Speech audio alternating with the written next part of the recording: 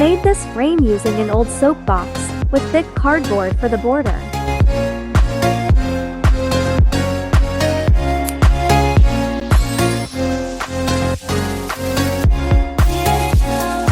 Quick transition, and it's covered in black paper. I have other videos on this if you'd like to check them out, link in the description.